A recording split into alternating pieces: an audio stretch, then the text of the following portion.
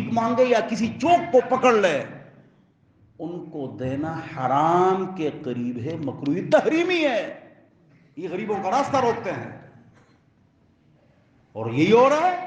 مکروہ.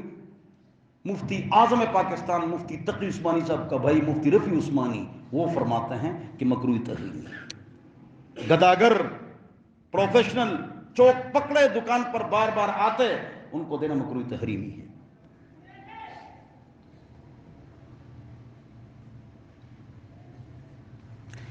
بیوی حیض میں ہے، ماہواری میں ہے، تو ان کے ساتھ آدمی اپنی ضرورت کیسے پوری کرے؟ یہ ایک فطری تقاضا ہے. دیکھو اس کا جواب حضرت اما عائشہ رضی اللہ عنہا نے دیا ہے. وہ فرماتی ہیں اتقی شعار الدم، اتقی شعار الدم، دم میں نا دم، کہ جہاں سے خون نکلتا ہے اس کے علاوہ تمام بدن سے استفادہ اور وہاں سے فراغت جائز ہے، جائز ہے، جائز ہے.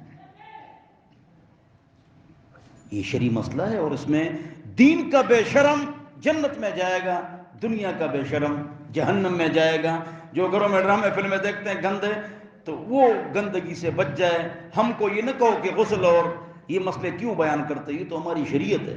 حضور عربی تھے، پیچھے نماز پڑھنے والے عربی تھے، اور پیچھے مرد بھی کھڑے ہوتے تھے، عورتیں بھی اور بچے بھی، اور حضور غسل والی آیت حیض والی آیت نہیں پڑھتے تھے، تو وہ سمجھتے تھے نا. تو دین سب کو سمجھانا ہے نا،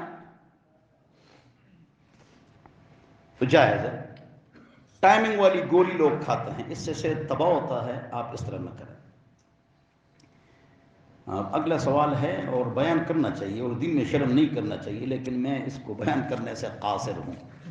میں یہ بہت خطرناک ہے، لہذا واٹس ایپ پر جواب دے دوں گا انشاءاللہ. سسرال میں اپنی بیوی سے ملاپ مکروہ ہے، مکروہ ہے، جائز ہے، گناہ نہیں ہے، لیکن مکروہ ہے، بہتر نہیں ہے، مناسب نہیں، حیا کے خلاف ہے. بولو انشاءاللہ. ہر بات پر عمل کرو. یہ بڑا اچھا سوال ہے، خطرناک سوال ہے، لیکن اس لیے اچھا سوال ہے کہ اگر ہم یہ نہیں بیان کریں گے بڑے گھر ٹوٹ جاتے ہیں. بعض اوقات آدمی ملاپ کرتا ہے بیوی کے ساتھ پہلی مرتبہ، تو اس کا خون نہیں آتا، تو لوگ یہ سمجھتے ہیں کہ بدکار ہے اور اس کو طلاق دے دیتے ہیں اور گھر ختم ہو جاتے ہیں، برباد ہو جاتے ہیں. اس کا جواب کنز الدقائق میں ہدایہ میں موجود ہے. اور وَإِن زَالَتْ لاگو رہا ہو اخنمایات کڑی بخوان ہوتا سو بس بیا غسر ازی وَإِن زَالَتْ بَكَارَتُهَا بِوَثَبَةٍ او تعنیس او حیض.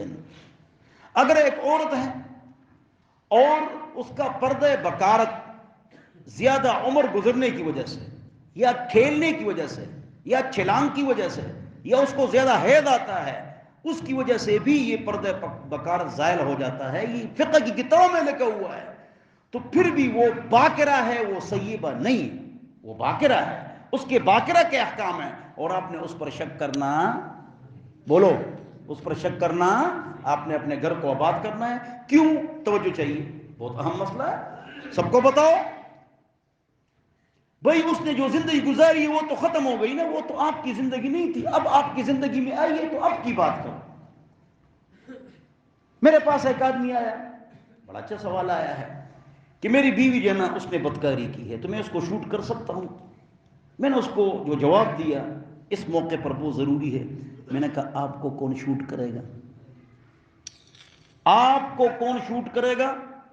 آپ کے بھائیوں کو کون شوٹ کرے گا؟ اس نے کہا کیوں؟ میں نے کہا آپ سارے پاک صاف ہیں، ہماری بیوی پاک صاف ہوں، ہم جتنے گندے ہوں. یہ نظریہ غلط ہے بھائی. ہمارے علاقوں میں، بلوچستان میں، مکران میں، افغانستان میں، عراق میں، یہ جہاں بھی قبائل ہے، چاہے عرب ہے، عجم ہے، چاہے انگریز ہے، چاہے چین ہے، اللہ کو نہیں مانتے ہیں، وہاں بھی اگر کوئی عورت بدکاری کرے اس کو قتل کرتے ہیں، اللہ کو نہیں مانتے ہیں.